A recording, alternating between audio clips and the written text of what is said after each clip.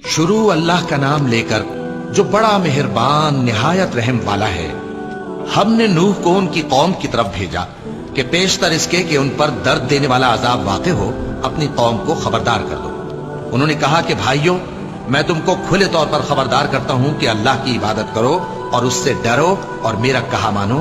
वो तुम्हारे गुनाह बख्श देगा और मौत के वक्त मुकर्रर तक तुमको मोहलत अता करेगा। जब अल्लाह का मुकर्रर किया हुआ वक्त आ जाता है तो ताखीर नहीं की जाती। काश तुम जानते होते। जब लोगों ने न माना तो नूह ने अल्लाह से अर्ज की कि परवरदिगार, मैं अपनी कौम को रात दिन बुलाता रहा, लेकिन मेरे बुलाने से वो और ज्यादा गुरेज करते रहे। जब जब मैंने उनको बुलाया कि तौबा करें और तू उनको मुआफ फरमाए, तो उन्होंने अपने कानों में उंगलियां दे ली और अपने ऊपर कपड़े ओढ़ लिए और अड़ गए और खूब तकब्बुर करने लगे। फिर मैं उनको बुलंद आवाज से भी बुलाता रहा, फिर अलानिया भी और राजदारी से भी समझाता रहा। फिर मैंने कहा कि अपने परवरदिगार से मुआफी मांगो कि वो बड़ा मुआफ करने वाला है। वो तुम पर आसमान से मूसलाधार में बरसाएगा और तुम्हारे माल और बेटों में इजाफा करेगा और तुम्हें बाग अता करेगा और उनमें तुम्हारे लिए नहरें बहा देगा। तुमको क्या हुआ है कि तुम अल्लाह की अजमत का एतकाद नहीं रखते, हालांकि उसने तुमको तरह तरह की हालतों में पैदा किया है।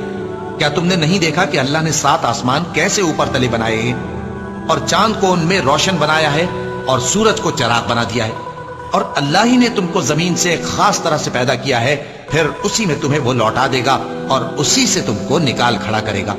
और अल्लाह ही ने जमीन को तुम्हारे लिए फर्श बनाया ताकि उसके बड़े बड़े कुशादा रस्तों में चलो फिरो।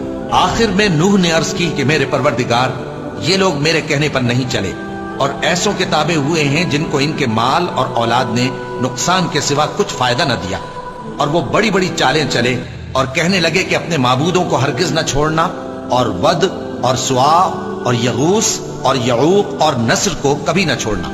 और ऐ परवरदिगार, इन्होंने बहुत लोगों को गुमराह कर दिया है और तू इन जालिमों को और ज्यादा गुमराह कर दे। आखिर वो अपने गुनाहों के सबब पहले गर्काब कर दिए गए, फिर आग में डाल दिए गए, तो उन्होंने अल्लाह के सिवा किसी को अपना मददगार न पाया। और फिर नूह ने यह दुआ की कि मेरे परवरदिगार, इन काफिरों में से किसी को जमीन पर बसता न रहने दे। अगर तू इनको रहने देगा तो ये तेरे बंदों को गुमराह करेंगे और इनसे जो औलाद होगी वो भी बदकार और नाशुक्री होगी। ऐ मेरे परवरदिगार, मुझको और मेरे माँ बाप को और जो ईमान लाकर मेरे घर में आए उसको और तमाम ईमान वाले मर्दों और ईमान वाली औरतों को मुआफ फरमा और जालिम लोगों के लिए और ज्यादा तबाही बढ़ा।